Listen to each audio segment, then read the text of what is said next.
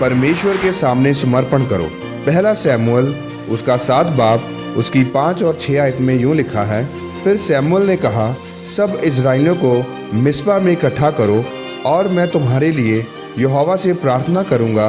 तब वह मिस्पा में इकट्ठे हुए और जल भर के यहोवा के सामने उंडेल दिया और उस दिन उपवास किया। और वे कहने लगे कि हमने यहोवा के विरुद्ध पाप किया है।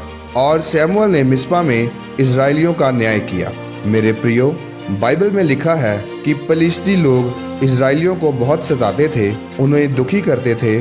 इसलिए शमूएल ने सभी इजराइलियों को मिस्पा में इकट्ठा किया ताकि फलिस्तियों के साथ युद्ध लड़े और उन पर विजय प्राप्त करे। मिस्पा शब्द का अर्थ होता है अपने आप को समर्पित करना, परमेश्वर के आगे अपनी इच्छा को समर्पित कर देना कि वह हमें छुड़ाए या ना छुड़ाए, वही हमारा परमेश्वर है। शमूएल को भी उनको मिस्पा में इकट्ठा करने का मकसद यही था कि वह अपने आप को समर्पण करें, सभी असुर देवियों को अपने बीच से दूर करें, परमेश्वर की ओर अपने मन को फिराएं, घुटनों पर आएं ताकि परमेश्वर उन दुश्मनों को उनसे दूर करे। शमूएल ने कहा कि तुमने पाप किया, इसीलिए परमेश्वर ने उन दुश्मनों को तुम पर भेजा, लेकिन अब अगर तुम तौबा करोगे तो ये दुश्मन तुमसे दूर हो जाएंगे।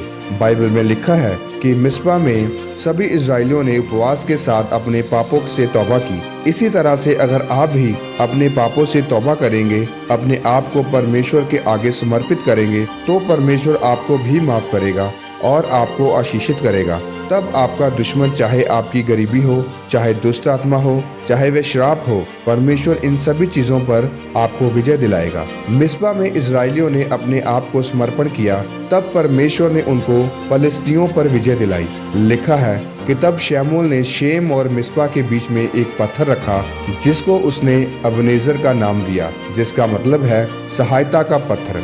जब इजराइलियों ने मन फिराया तो फिर परमेश्वर ने अपने लोगों की सहायता की। परमेश्वर ने बादल को बड़े जोर के साथ गरजाकर फलिस्तियों को घबरा दिया और वह इजराइलियों से हार गए। ये तब संभव हुआ जब इजराइलियों ने परमेश्वर के सामने अपने आप को समर्पित किया। मेरे प्रियो, उसी तरह से जब परमेश्वर आपके जीवन में काम करना चाहते हैं तो वह मददगार को भेजते हैं। परमेश्वर कभी भी किसी का पक्षपात नहीं करते।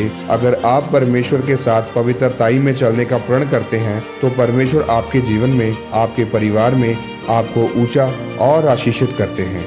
आमीन।